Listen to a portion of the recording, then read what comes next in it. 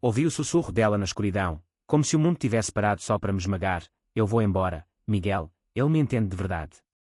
Minha esposa, Clara, achava que eu estava dormindo, mas cada palavra que ela trocava com aquele homem pelo telefone cravava uma faca no meu peito.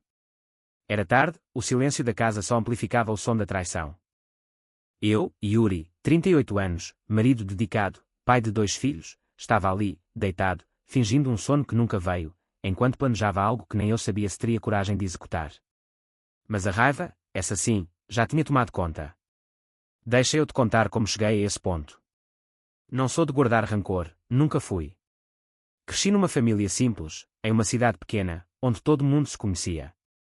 Meu pai, João, me ensinou que homem de verdade resolve as coisas com conversa, mas também com firmeza. Minha mãe, Lúcia, sempre dizia que o coração perdoa, mas a cabeça não esquece. Eu carregava isso comigo, mesmo depois de casar com Clara, a mulher que achei que seria minha parceira para a vida toda. Nos conhecemos na faculdade, em Lisboa. Ela estudava artes, eu, engenharia. Ela era toda cor, eu era só números. Opostos, sabe? Mas funcionava. Pelo menos, eu achava que funcionava. Tínhamos 2 filhos, Mateus e Sofia, de 10 e 7 anos. Eles eram o meu mundo. Clara e eu construímos uma vida sólida, uma casa confortável nos arredores da cidade, um carro bom, férias na praia todo o ano. Eu trabalhava como engenheiro numa empresa de construção, a Almeida e Filhos, e ela dava aulas de pintura em um ateliê. Tudo parecia perfeito, até que os sinais começaram a aparecer. Pequenas coisas, no começo, ela ficando até tarde no ateliê, mensagens no celular que ela apagava rápido, um perfume novo que eu nunca tinha sentido antes. Eu não queria acreditar. Quem quer? Mas quando você ama alguém, você sente. Sente que algo está errado, mesmo que não tenha provas. Naquela noite, enquanto ela falava com ele, o tal Miguel, eu me segurei para não levantar da cama e confrontá-la. Minha cabeça girava. Quem era esse cara? Como ele tinha entrado na nossa vida? E, pior, como eu não vi isso acontecer. Fiquei pensando no que fiz de errado. Será que fui um marido ruim? Um pai ausente? Trabalhei demais, talvez. Mas tudo que eu fazia era por eles, pela família. E agora, ali estava eu, ouvindo minha esposa planejar me abandonar por outro. Decidi não dizer nada. Não naquela noite. Levantei de manhã, fiz café, levei as crianças para a escola como se nada tivesse acontecido. Clara nem olhou nos meus olhos enquanto tomava o café. Ela parecia distante, como se já estivesse em outro lugar. E eu? Eu estava começando a construir meu plano. Não era vingança, pelo menos não no começo. Era mais justiça. Eu precisava entender quem era Miguel, o que ele significava para ela, e como eu podia virar esse jogo. Porque, se tem uma coisa que aprendi com meu pai, é que ninguém pisa em você sem consequências. Comecei a observar Clara mais de perto. Notei que ela saía de casa com mais frequência, sempre com alguma desculpa, uma reunião no ateliê, um evento de arte, uma amiga precisando de ajuda. Eu não confrontava, mas anotava tudo. Horários, lugares, expressões. Comprei um caderno pequeno, desses de bolso, e comecei a registrar cada detalhe. Parece obsessivo, eu sei, mas quando sua vida começa a desmoronar, você se agarra ao que pode. E eu me agarrei aos detalhes. Um dia, enquanto ela tomava banho, peguei o celular dela. Não me orgulho disso, mas precisava de respostas. O telefone estava bloqueado, claro, mas eu sabia a senha. Era o aniversário dos nossos filhos, 10 de julho. Patético, né? Ela nem se deu ao trabalho de mudar. Entrei no aplicativo de mensagens e vi as conversas. Miguel era Miguel Santos, um marchand que organizava exposições de arte. Ele e Clara trocavam mensagens há meses. Não eram só conversas de trabalho. Eram promessas, planos, palavras que ela nunca usou comigo nos últimos anos. Você me faz sentir viva de novo, ela escreveu para ele. Aquilo doeu mais do que eu imaginava. Mas ali, segurando o celular, senti algo mudar. Não era só dor. Era raiva. Uma raiva fria, calculada. Eu não ia gritar, não ia quebrar nada. Eu ia fazer eles pagarem, mas do meu jeito. Copiei o número de Miguel, apaguei qualquer traço de que estive no celular dela e comecei a traçar meu plano. Primeiro, precisava saber quem ele era. Não só o nome, mas quem ele era de verdade. O que ele queria com Clara. Era só um caso, ou algo maior? E, mais importante, o que eu podia fazer para destruir isso sem perder minha família? Fui para o trabalho naquele dia com a cabeça a mil. Na Almeida e Filhos, eu tinha um colega, o Ricardo, que era bom com tecnologia. Ele já tinha me ajudado a recuperar uns arquivos do computador uma vez. Durante o almoço, puxei assunto com ele, tentando parecer casual. Ricardo, tu já ouviu falar de rastrear alguém pelo celular? Tipo, saber onde a pessoa está. Ele riu, achando que era curiosidade boba, mas me deu umas dicas, aplicativos de rastreamento, perfis em redes sociais, até maneiras de acessar localização por GPS. Anotei tudo. Eu não sabia exatamente como usar isso, mas era um começo. Voltei para casa naquela noite e percebi que Clara estava diferente. Mais nervosa, talvez. Ela perguntou como foi meu dia, algo que não fazia há semanas. Tentei agir normal, mas por dentro eu estava fervendo. Ela estava planejando me deixar, e eu sabia disso. Mas ela não sabia que eu sabia. E essa era a minha vantagem. Nos dias seguintes, comecei a investigar Miguel Santos. Descobri que ele era conhecido no meio artístico, um cara carismático, com contatos importantes. Tinha uma galeria em Lisboa, frequentava eventos chiques, e, pelo que vi nas redes, não era casado. Pelo menos, não oficialmente. Mas havia algo estranho. Algumas fotos dele com outras mulheres, sempre com legendas ambíguas, como se ele colecionasse relacionamentos. Será que Clara era só mais uma? Ou será que ela realmente acreditava que ele era o amor da vida dela? Enquanto isso, eu mantinha a rotina. Levava as crianças para a escola, trabalhava, conversava com Clara como se nada estivesse errado. Mas à noite, quando todos dormiam, eu planejava. Pesquisei sobre a galeria dele, os eventos que ele frequentava, até o bairro onde morava. Descobri que ele tinha uma exposição marcada para dali a 2 semanas. Clara já tinha mencionado que ia, disse que era importante para o ateliê. Eu sabia que era mentira. Ela ia para encontrar ele. Decidi que essa exposição seria o começo. Eu iria lá, sem avisar, sem confrontar. Só observar. Ver como eles agiam juntos, como ela olhava para ele. Eu precisava entender o tamanho do buraco em que eu estava metido. E, mais importante, precisava decidir até onde eu estava disposto a ir para me vingar. Porque, no fundo, eu sabia, não era só sobre Clara e Miguel. Era sobre mim. Sobre o que eu me tornaria se levasse isso até o fim. Eu nunca me imaginei como o tipo de cara que espiona a própria esposa, mas lá estava eu, parado na esquina de uma rua chique em Lisboa, com o coração batendo na garganta.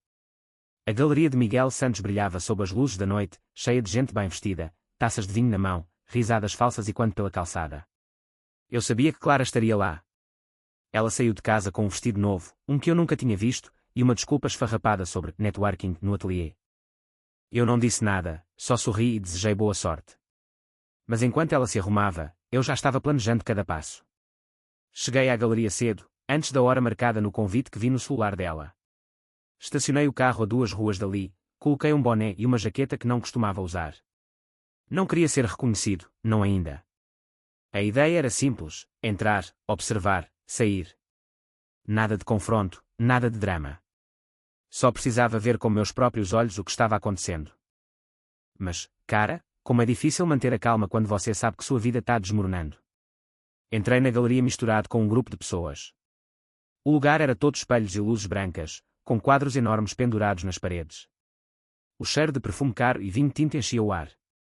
Clara estava lá, do outro lado do salão, conversando com Miguel.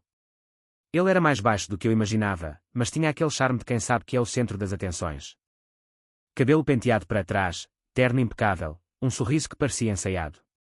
Ela ria de algo que ele dizia, tocando o braço dele de leve. Aquele toque, tão pequeno, foi como um soco no meu estômago. Fiquei na sombra, perto de um quadro que ninguém parecia notar, fingindo interesse na arte enquanto mantinha os dois no canto do olho. Clara estava diferente. Não era só o vestido ou a maquiagem. Era o jeito dela. Mais leve, mais viva. Como se, ali, com ele, ela fosse alguém que eu não conhecia. Isso me matava. Quantas vezes eu tentei fazer ela rir assim nos últimos anos? Quantas vezes eu perguntei o que estava errado, só para ouvir um nada, Yuri, tá tudo bem.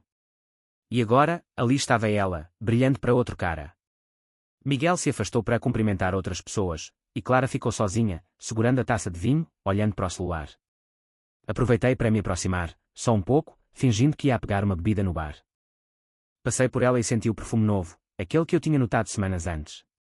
Era como se ela tivesse construído uma nova versão de si mesma, uma que não incluía mais a mim. Voltei para o meu canto, com a cabeça fervendo. Foi aí que vi algo que mudou tudo. Uma mulher se aproximou de Miguel. Alta, loira, com um vestido vermelho que chamava a atenção de longe. Ela o abraçou de um jeito que não era só amizade.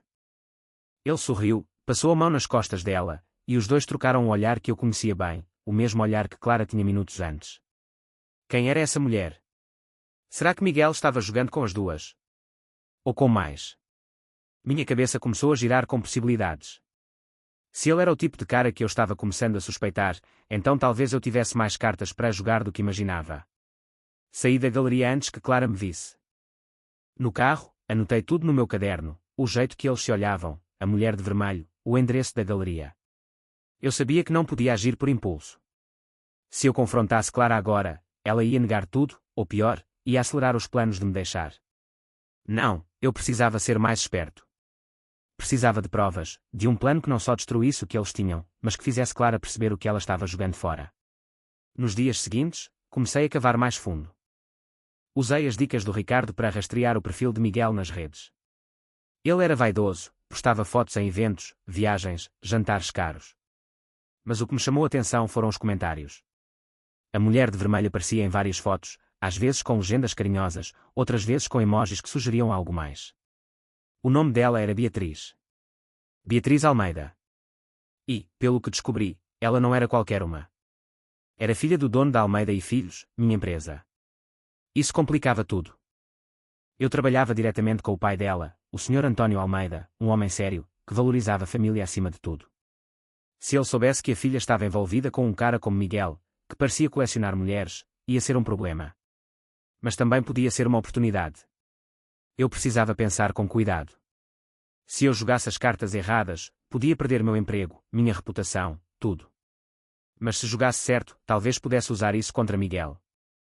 Enquanto isso, em casa, Clara continuava agindo como se nada estivesse errado. Ela fazia o jantar, ajudava as crianças com o dever de casa, mas eu via a distância nos olhos dela. Uma noite, enquanto lavávamos a louça juntos, ela perguntou: Yuri, tá tudo bem com você? Você tá tão quieto ultimamente. Eu quase ri. Quieto. Eu estava gritando por dentro.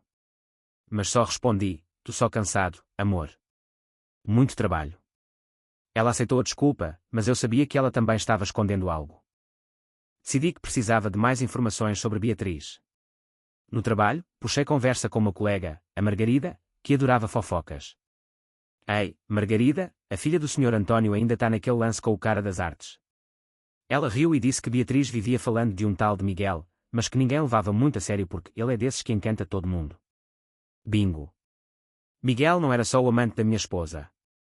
Ele era um predador, jogando com quem pudesse. E isso me deu uma ideia. Comecei a planejar um jeito de expor Miguel, mas sem sujar as mãos. A exposição na galeria tinha sido só o começo. Eu precisava de algo maior, algo que fizesse Clara e Beatriz enxergarem quem ele realmente era. Mas também precisava proteger meus filhos. Mateus e Sofia não podiam ser pegos no fogo cruzado. Eles já estavam começando a perceber que algo estava errado. Sofia, minha pequena, perguntou uma noite: pai, por que a mãe está sempre tão ocupada? Eu não soube o que responder. Só abracei ela e disse que tudo ia ficar bem. Mas ia. Eu não sabia. Tudo que eu sabia era que a raiva dentro de mim estava crescendo, e com ela, meu plano. Eu ia fazer Miguel pagar. Não com violência, não com gritos. Minha vingança seria silenciosa, precisa. E quando chegasse o momento, Clara ia entender o que ela perdeu. E Miguel? Ele ia desejar nunca ter cruzado meu caminho. O plano estava tomando forma, mas eu precisava de mais. Mais provas, mais conexões, mais formas de garantir que Miguel caísse sem que eu precisasse me expor. Cada dia que passava, a raiva se misturava com uma espécie de excitação fria, como se eu estivesse jogando xadrez com a vida real. Eu não era mais só o Yuri, o marido traído. Eu era o Yuri que estava prestes a virar o jogo. Depois da noite na galeria, comecei a investigar Beatriz Almeida mais a fundo. Ela era a chave, eu sentia isso. Se Miguel estava manipulando Clara e Beatriz ao mesmo tempo, então talvez eu pudesse usar uma contra a outra. Não que eu quisesse machucar Beatriz, ela era tão vítima quanto Clara, no fim das contas. Mas se eu conseguisse fazer as duas enxergarem quem Miguel realmente era, o castelo de cartas dele desmoronaria. No trabalho, Comecei a prestar atenção em qualquer menção ao Sr. António ou à filha dele Margarida, minha colega fofoqueira, era uma mina de ouro. Durante um café, ela deixou escapar que Beatriz estava obcecada por Miguel, a ponto de financiar algumas das exposições dele. Ela acha que ele é o próximo grande nome da arte, Margarida disse, revirando os olhos. Mas o Sr. António não gosta nada disso. Ele acha que o cara é um oportunista. Aquilo confirmou minhas suspeitas. Miguel não era só um sedutor. Ele era um estrategista, usando as emoções das pessoas para subir na vida. Enquanto isso, em casa, a tensão com Clara só aumentava. Ela estava mais distante do que nunca, mas tentava disfarçar. Uma noite, enquanto eu lia uma história para a Sofia antes de dormir, Clara entrou no quarto e ficou olhando para a gente. Por um segundo, achei que vi culpa nos olhos dela. Mas então ela sorriu, beijou a testa da Sofia e saiu sem dizer nada. Aquilo me deixou confuso. Será que ela ainda sentia algo por mim? Ou era só fachada? Eu não sabia mais o que era real. Decidi que precisava de mais informações sobre Miguel. Não só quem ele era, mas o que ele escondia. Contratei um cara, o Paulo, um amigo de um amigo que trabalhava como detetive particular. Não era barato, mas eu não podia deixar pontas soltas. Pedi para ele cavar tudo sobre Miguel Santos, finanças, relacionamentos, qualquer coisa que pudesse me dar vantagem. Enquanto esperava os resultados, continuei minha rotina, fingindo que estava tudo normal. Mas por dentro, eu estava obcecado.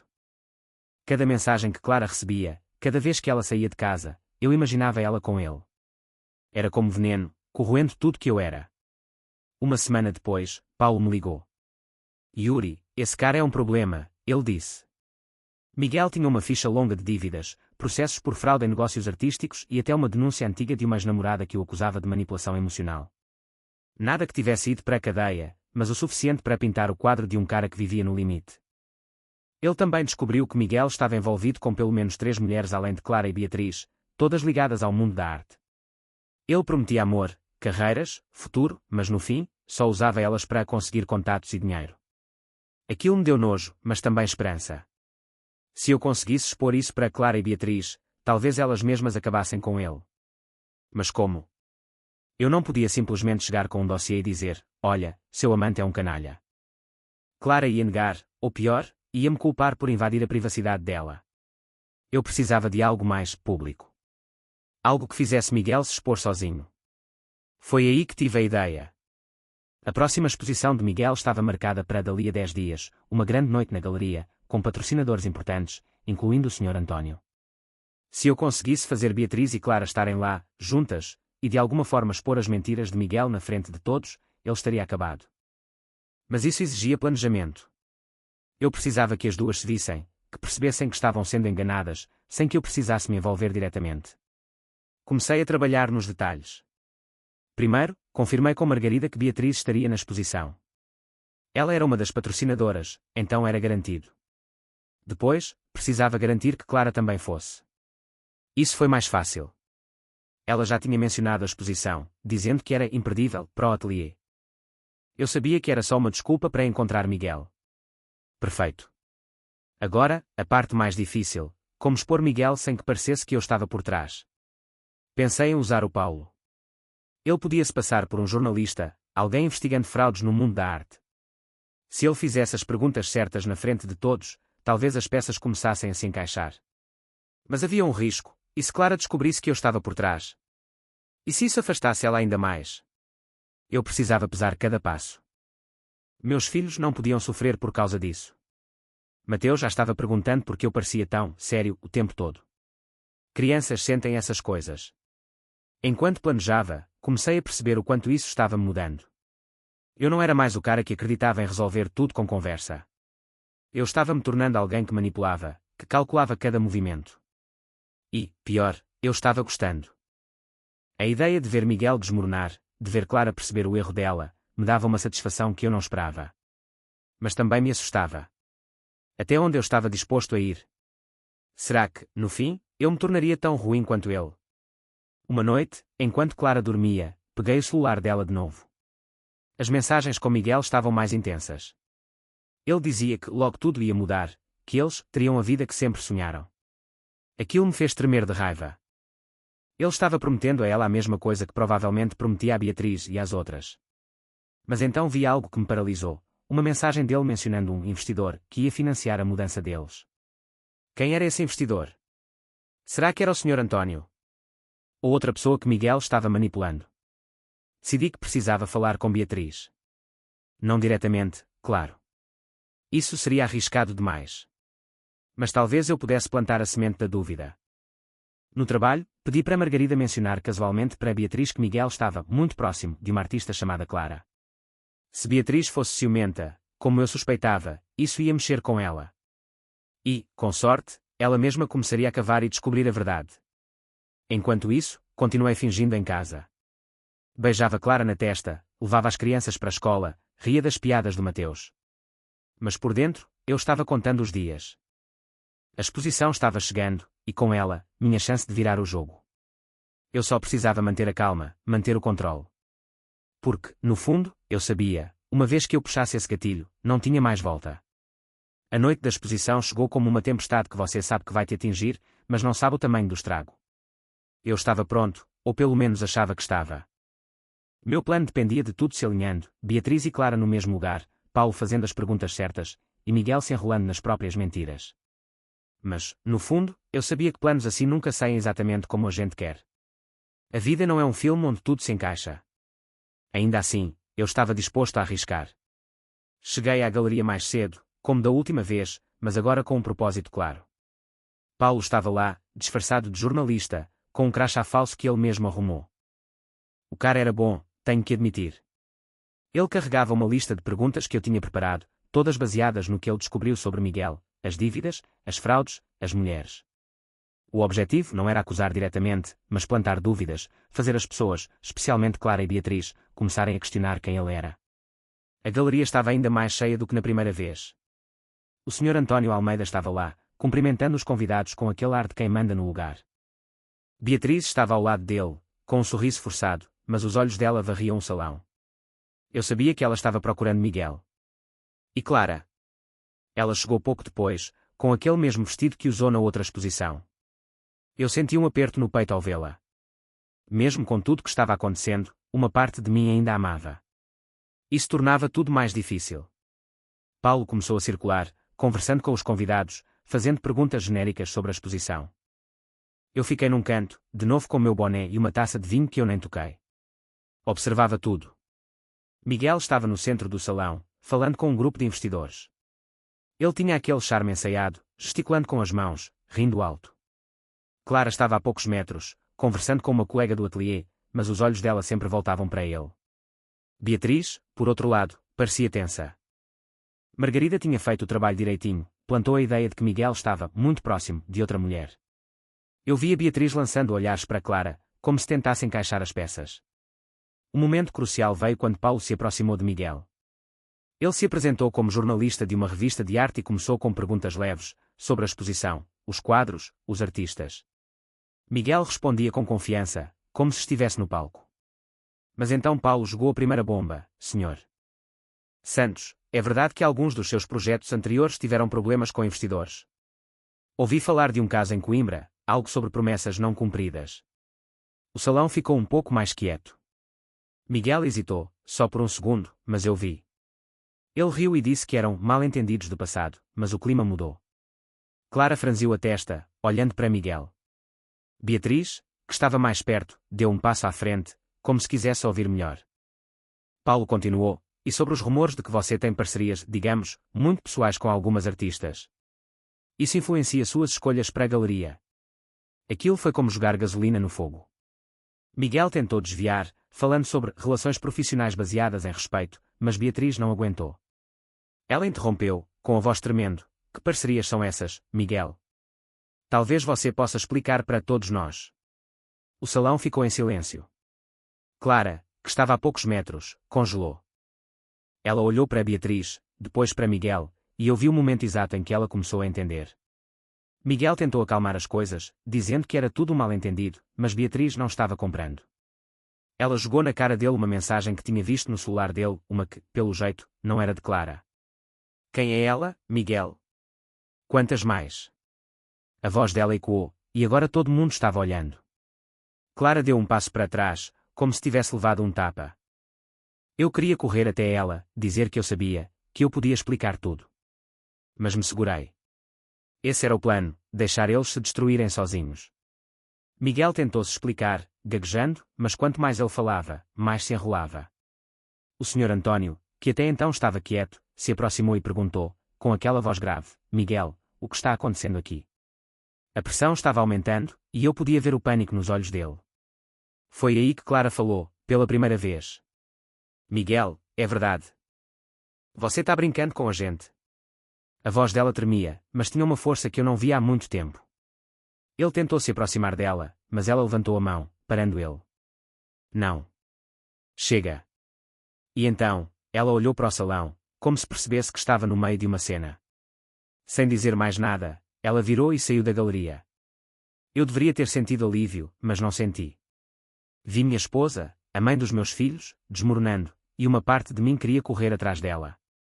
Mas eu fiquei. Precisava ver o resto. Beatriz estava aos prantos, gritando com Miguel, enquanto o Sr. António tentava acalmá-la. Os outros convidados cochichavam, alguns até filmavam com os celulares. A reputação de Miguel estava em pedaços, e eu nem precisei levantar um dedo. Saí da galeria pouco depois, com o coração acelerado. No carro, liguei para Clara, mas ela não atendeu. Mandei uma mensagem: amor, tá tudo bem. Onde você tá? Sem resposta. Voltei para casa, mas ela não estava lá. As crianças estavam com a minha mãe, Lúcia, que tinha vindo passar o fim de semana. Expliquei que Clara teve um problema no trabalho e precisava resolver. Minha mãe não perguntou muito, mas vi nos olhos dela que sabia que algo estava errado. Naquela noite, fiquei acordado, esperando Clara voltar. Ela só apareceu de manhã, com os olhos vermelhos, o vestido amassado. Yuri, a gente precisa conversar, ela disse. Eu sabia que aquele era o momento. Tudo que eu tinha planejado, tudo que eu tinha descoberto, estava prestes a vir à tona. Mas, pela primeira vez, eu não tinha certeza se queria continuar. A vingança tinha funcionado, mas a que custo? Minha família ainda existia. Ou eu tinha destruído tudo no caminho. Quando Clara disse que precisávamos conversar, meu estômago embrulhou. Eu sabia que aquele momento ia chegar, mas agora que estava aqui, parecia que o chão tinha sumido debaixo dos meus pés. Ela estava parada na sala, ainda com o vestido da noite anterior, o cabelo desarrumado, os olhos inchados de tanto chorar. Eu queria abraçá-la, mas também queria gritar. Como a gente chegou aqui? Como a mulher que eu amava, que dividia a cama comigo, que ria das minhas piadas ruins, virou essa estranha na minha frente. Yuri, eu fiz uma besteira, ela começou, a voz tão baixa que mal dava para ouvir. Sentei no sofá, apontando para a cadeira à minha frente. Senta, Clara. Conta tudo. Eu não sei de onde tirei aquela calma. Talvez fosse o cansaço, talvez fosse o peso de tudo que eu já sabia. Ela sentou, mas não olhou para mim. Ficou encarando o chão, como se as palavras estivessem presas. Ela confessou tudo. Ou quase tudo. Disse que conheceu Miguel no ateliê, que ele parecia entender a arte dela de um jeito que ninguém mais entendia. Eu estava me sentindo tão apagada, Yuri. Como se eu fosse só a mãe do Mateus e da Sofia, só a esposa do Yuri. Eu não era mais eu. Cada palavra era um golpe, mas eu fiquei quieto, ouvindo. Ela disse que Miguel prometeu coisas, uma nova vida, exposições internacionais, uma chance de ser reconhecida como artista. Mas na noite da exposição, quando Beatriz jogou na cara dele as mentiras, Clara viu quem ele realmente era. Eu fui tão burra, ela murmurou, finalmente me olhando. Me perdoa, Yuri. Eu não sei o que estava pensando. Eu queria acreditar nela. Queria dizer que estava tudo bem, que a gente podia esquecer isso e seguir em frente. Mas eu não conseguia. Porque, mesmo com ela ali, pedindo perdão, eu ainda via as mensagens no celular dela, as promessas de Miguel, o plano de me abandonar. Clara, você ia embora. Eu ouvi você falando com ele. Você ia deixar a mim, os nossos filhos, tudo. As palavras saíram duras, mais duras do que eu queria. Ela arregalou os olhos, surpresa. Você, sabia. Foi aí que eu contei. Não tudo, claro. Não falei do Paulo, nem do plano, nem de como manipulei a exposição. Mas contei que ouvi a conversa dela com Miguel, que sabia há semanas. Eu te dei uma chance de ser honesta, Clara. Mas você escolheu mentir. Você escolheu ele. Ela começou a chorar, dizendo que não queria me machucar, que nunca quis abandonar os filhos. Mas eu não sabia se acreditava. Como acreditar em alguém que já te traiu assim? A conversa terminou sem solução. Ela disse que precisava de tempo, que ia ficar uns dias na casa da irmã, a Mariana. Eu não tentei impedir. Talvez fosse melhor assim, pelo menos por enquanto. Mas quando ela saiu, com uma mala pequena, senti um vazio que não explicava. Era como se a vingança, que parecia tão doce na minha cabeça, tivesse perdido o gosto. Miguel estava destruído, Clara estava quebrada, mas eu não me sentia vitorioso. Só perdido. Nos dias seguintes, mergulhei no trabalho e nas crianças. Mateus e Sofia sentiam a ausência da mãe, mas eu tentava compensar. Levava eles para a escola, fazia panquecas no café da manhã, contava histórias à noite. Mas toda vez que Sofia perguntava quando a mãe ia voltar, eu sentia um nó na garganta. Minha mãe, Lúcia, ficou mais tempo em casa para ajudar. Ela não perguntava muito, mas uma noite, enquanto tomávamos café na cozinha, ela disse: Yuri, cuidado com o que você está carregando no peito. Raiva é um veneno que a gente toma achando que vai matar o outro. Aquilo ficou na minha cabeça. Enquanto isso, as notícias sobre Miguel continuavam. Margarida me contou que a exposição tinha sido um fiasco. Vários investidores puxaram o apoio, e Beatriz terminou com Miguel publicamente nas redes sociais. O Sr. António, furioso, cortou qualquer laço com a galeria. Miguel estava acabado no mundo da arte, pelo menos por enquanto. Eu deveria estar feliz, mas só conseguia pensar em Clara. Será que ela ainda sentia algo por ele? Será que ela voltaria para mim, ou isso era só o começo do fim? Decidi que precisava de respostas. Liguei para o Paulo de novo e pedi para ele seguir Clara, só para saber se ela estava com a irmã mesmo ou se tinha voltado para Miguel. Eu sei, parece paranoia, mas eu precisava ter certeza. Paulo voltou com a notícia de que Clara estava mesmo na casa da Mariana, mas que parecia abalada, quase não saía. Isso me deu um alívio, mas também uma pontada de culpa. Eu causei isso. Ou foi ela, com as escolhas dela? Enquanto isso, no trabalho, as coisas começaram a complicar. O Sr. António chamou uma reunião com toda a equipe. Ele estava mais sério do que o normal, falando sobre valores da empresa e integridade. Eu senti um frio na espinha. Será que ele sabia de algo? Será que Margarida tinha falado demais? Ou pior, será que Beatriz tinha descoberto meu envolvimento? Eu não podia arriscar.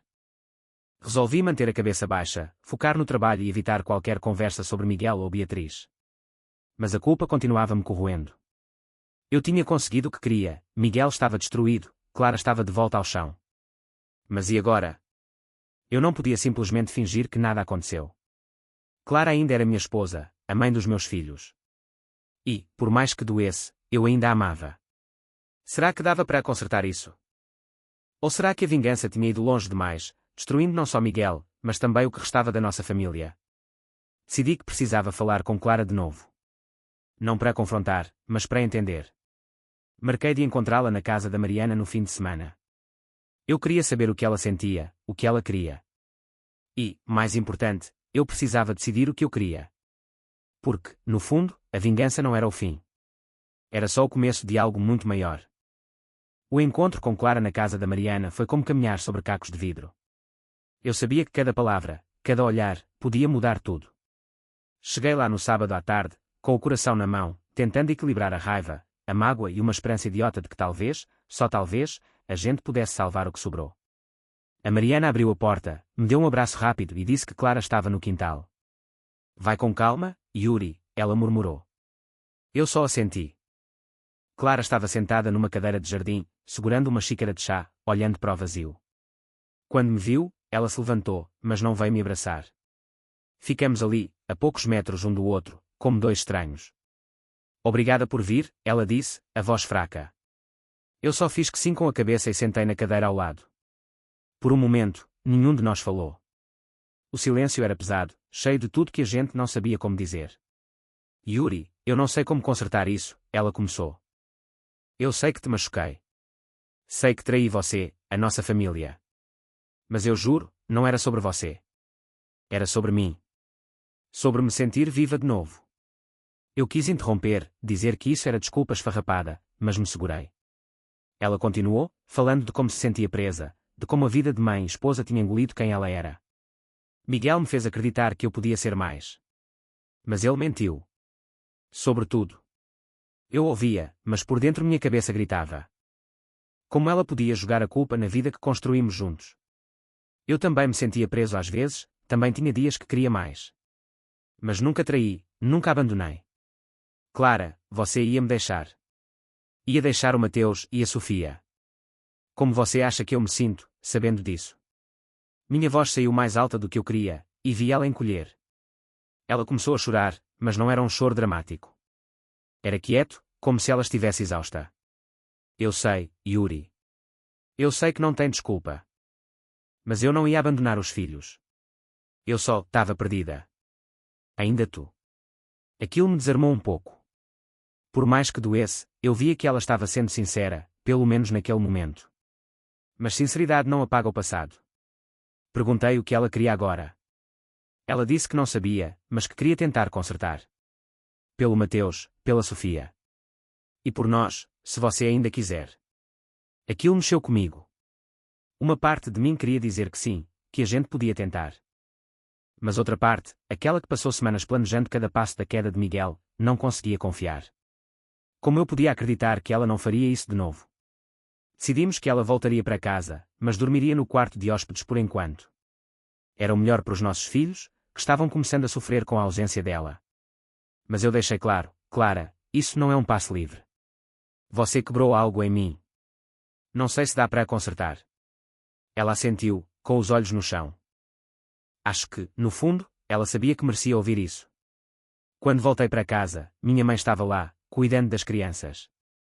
Mateus correu para me abraçar, perguntando se a mãe ia voltar. Eu disse que sim, mas que as coisas iam levar tempo. Ele não entendeu, claro, mas só de ver o sorriso dele, senti que talvez valesse a pena tentar. Pela família. Pela promessa que fizemos um dia. Mas a história não acabou aí. Uma semana depois, recebi uma ligação do Paulo. Ele tinha descoberto mais uma coisa sobre Miguel. Parece que ele não desistiu tão fácil. Mesmo com a reputação destruída, ele estava tentando se reerguer, entrando em contato com novos investidores, usando um nome falso. E, pior, ele tinha mandado uma mensagem para Clara. Não era nada romântico, mas uma tentativa de se explicar, de dizer que tudo foi um mal-entendido. Clara não respondeu, mas o fato de ele tentar mexeu comigo. Eu sabia que não podia deixar isso passar. Não era mais só sobre Clara. Era sobre garantir que Miguel nunca mais se aproximasse da minha família. Falei com Paulo e pedi para ele continuar investigando. Se Miguel estava usando um nome falso, talvez eu pudesse expor isso de novo, mas dessa vez de forma definitiva. Talvez enviando as informações para o Sr. António, anonimamente, ou até para a imprensa. Mas eu precisava ser cuidadoso. Qualquer passo em falso, e eu podia me queimar. No trabalho, as coisas continuavam tensas. O Sr. António parecia desconfiado de todo mundo, como se soubesse que alguém na empresa estava envolvido no escândalo da exposição. Margarida, que não sabia do meu plano, continuava falando sobre Beatriz, que estava devastada, mas também furiosa. Ela jura que vai acabar com Miguel, Margarida disse, rindo. Eu só assenti, mas por dentro pensei, talvez ela possa ajudar. Decidi que era hora de dar o próximo passo. Mandei uma mensagem anônima para Beatriz, usando um e-mail descartável que Paulo me ensinou a criar. Não revelei muito, só disse que tinha informações sobre Miguel e que, se ela quisesse, podia me encontrar num café discreto. Eu não sabia se ela ia morder a isca, mas valia a tentativa. Se Beatriz quisesse vingança tanto quanto eu, talvez a gente pudesse trabalhar juntos, sem que ela soubesse quem eu era. Enquanto isso, em casa, Clara tentava se reaproximar. Ela fazia o café da manhã, conversava com as crianças, até tentou puxar assunto comigo sobre o trabalho. Mas eu ainda mantinha uma parede. Não era só orgulho. Era medo. Medo de que, se eu baixasse a guarda, ela me machucasse de novo. Mas, ao mesmo tempo, eu via o esforço dela. E isso bagunçava minha cabeça. A vingança tinha-me levado até aqui, mas agora eu precisava decidir, continuar cavando, garantir que Miguel nunca mais se levantasse, ou parar, focar na minha família, tentar reconstruir. Cada escolha parecia um caminho sem volta. E eu não sabia qual era o certo. O café onde marquei com Beatriz era pequeno, meio escondido numa rua lateral de Lisboa. Escolhi o lugar porque era discreto, longe dos olhos curiosos do mundo da arte. Cheguei cedo, com um boné e óculos que não costumava usar, tentando passar despercebido. Beatriz apareceu na hora marcada, com o mesmo ar de quem carrega o peso do mundo. Ela sentou, pediu um café e foi direto ao ponto. Quem é você, e o que sabe sobre Miguel? Eu não revelei meu nome, só disse que era alguém que também tinha sido prejudicado por ele. Isso pareceu suficiente para ela. Contei o que sabia, as fraudes, as dívidas, as mulheres. Não mencionei Clara, claro. Disse que Miguel estava tentando se reerguer com um nome falso, buscando novos investidores. Beatriz ouviu tudo com atenção, os olhos brilhando de raiva. Ele acha que pode continuar assim, destruindo vidas, ela disse, quase cuspindo as palavras. Eu sugeri que ela usasse os contatos do pai para expor Miguel de vez, talvez passando as informações para a imprensa ou para autoridades. Ela gostou da ideia. Meu pai vai querer saber disso, ela disse. E eu vou garantir que Miguel não levante nunca mais. Saí do café com a sensação de que a última peça do meu plano estava no lugar. Beatriz tinha os recursos e a motivação para acabar com Miguel. Eu não precisava me envolver mais. Mas, mesmo assim, uma parte de mim ainda estava inquieta. Eu tinha conseguido o que queria, mas a que custo? Minha família estava em pedaços, e eu não sabia se podia consertar. Voltei para casa e encontrei Clara ajudando Sofia com um desenho. Mateus estava no quarto, jogando videogame. Era uma cena tão normal, tão parecida com o que a gente tinha antes, que por um momento eu quis acreditar que tudo podia voltar ao normal. Mas então Clara me olhou, e vi a culpa nos olhos dela. Ela estava tentando, eu sabia. Mas a confiança que tínhamos um dia estava quebrada. Nos dias seguintes, as coisas começaram a se desenrolar. Beatriz, como prometido, agiu rápido. Uma matéria saiu num jornal local, expondo as fraudes de Miguel, com detalhes que só alguém com acesso às informações de Paulo poderia ter. O Sr. António, furioso, abriu uma investigação interna na galeria, e Miguel foi oficialmente banido do circuito artístico de Lisboa. Ouvi dizer que ele deixou a cidade, provavelmente para tentar a sorte em outro lugar. Mas o estrago estava feito.